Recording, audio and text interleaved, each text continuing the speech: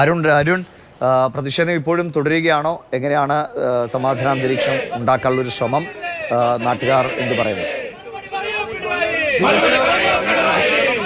തന്നെയാണ് ഇപ്പോൾ road ഉപരോധിച്ചുകൊണ്ടാണ് BJP പ്രവർത്തകർ പ്രതിഷേധിക്കുന്നത്. വലിയ നീണ്ട നിരയായി തന്നെ ഇവിടെ വാഹനങ്ങളൊക്കെ പോകാൻ പറ്റാതെ പ്രയാസപ്പെടുകയാണ്. റോഡ് ഉപരോധിച്ചുകൊണ്ടുള്ള ഒരു പ്രതിഷേധത്തിലേക്ക് BJP പ്രവർത്തകർ ഇപ്പോൾ കടന്നിരിക്കുന്നു എന്നുള്ളതാണ്. നേരത്തെ ഈ കവാടത്തിന് മുന്നിലേക്ക് ബാരിക്കേഡ് വെച്ച് പോലീസ് തടഞ്ഞിരുന്നു. ഇവിടെ വെച്ച് പ്രവർത്തകരും പോലീസും തമ്മിൽ ഉന്തും തള്ളുമുണ്ടായി.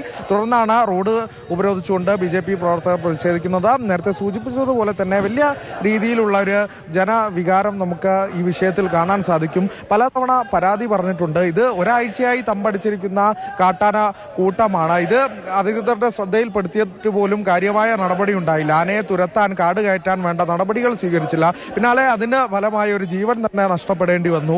അതിനുള്ള ഒരു വികാരം തന്നെ ഇവിടെ പ്രകടമാണ് എന്നുള്ളത് നേരത്തെ നാട്ടുകാരുടെ പ്രതികരണത്തിലൊക്കെ തന്നെ അത്തരത്തിൽ ശക്തമായ നടപടിയുമായി തന്നെ ശക്തമായ പ്രതിഷേധവുമായി ഒക്കെ തന്നെ മുന്നോട്ട് പോകുമെന്നാണ് രാഷ്ട്രീയ പാർട്ടികളും വ്യക്തമാക്കിയത്. CPM ഉൾപ്പെടെ അത്തരത്തിലുള്ള നിലപാടുമായി പ്രതിഷേധവുമായി രാവിലെ മുണ്ടൂർ ഫോറസ്റ്റ് ഓഫീസിലേക്ക് മാർച്ച് നടത്തിയിരിക്കുന്നു. പിന്നാലെയാണ് BJP ഇപ്പോൾ ധോണി ഡിവിഷണൽ ഫോറസ്റ്റ് ഓഫീസിലേക്ക് മാർച്ച് നടത്തിയത്. കോൺഗ്രസിന്റെ പ്രതിഷേധ പ്രകടനം അല്പസമയത്തിനകം തന്നെ ഈ മുണ്ടൂർ ഫോറസ്റ്റ് ഓഫീസിലേക്ക് നടക്കുന്നുമുണ്ട്. അത്തരത്തിൽ വലിയ രീതിയിലൊരു പ്രതിഷേധം തന്നെ ഇവിടെ പ്രകടമാണ്. റോഡ് ഉപരോധിച്ചുകൊണ്ടാണ് ഇപ്പോൾ BJP പ്രവർത്തകർ പ്രതിഷേധിക്കുന്നത്. BJP ജില്ലാ അധ്യക്ഷന്റെ ഉൾപ്പെടെ നേതൃത്വത്തിലാണ് ഇത്തരത്തിലൊരു പ്രതിഷേധം.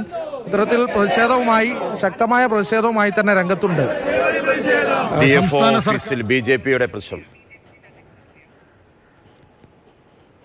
സർക്കാരിന് നേതൃത്വം നൽകുന്ന പിണറായി വിജയൻ ഒരു നരാധമനായി തീർന്നിരിക്കുകയാണ്. കാരണം തുടർച്ചയായി ഈ മലമ്പുഴയുടെ പരിസര പ്രദേശങ്ങളിലെ കാട്ടാന ആളുകളെ ചവിട്ടിക്കൊല്ലുന്ന കാഴ്ച നമ്മൾ കണ്ടുകൊണ്ടേയിരിക്കുകയാണ്. കഴിഞ്ഞ ഒരു വർഷം മുമ്പാണ് മാതൃഭൂമി ചാനലിന്റെ റിപ്പോർട്ടറിനെ ഉൾപ്പെടെ ആണ് ചവിട്ടിക്കൊന്നത്. എന്നിട്ടും കാര്യക്ഷമമായ ഇടപെടലുകൾ സർക്കാരിന്റെ ഭാഗത്തുനിന്നും ഉണ്ടായിട്ടില്ല. ഇവിടെ അയൽ സംസ്ഥാനമായ തമിഴ്നാട് ഏകദേശം 20 കിലോമീറ്റർ അപ്പുറത്ത് വളരെ കാര്യക്ഷമമായ രീതിയിൽ AI സാങ്കേതിക വിദ്യ വരെ ഉപയോഗിച്ചുകൊണ്ട് അവര് ഈ വന്യജീവികളെ തുരത്തിന് സംവിധാനം ചെയ്യുമ്പോൾ എന്തുകൊണ്ട് കേരളത്തിൽ അത് സാധ്യമാവുന്നില്ല? കേരളത്തിലെ വനം വകുപ്പിന് ഗുരുതരമായ വീഴ്ച പറ്റിയിട്ടുണ്ട്. അതിനെതിരെ അതിശക്തമായ പ്രതിഷേധവുമായി ശിവനാണ് സംസാരിക്കുന്നത്.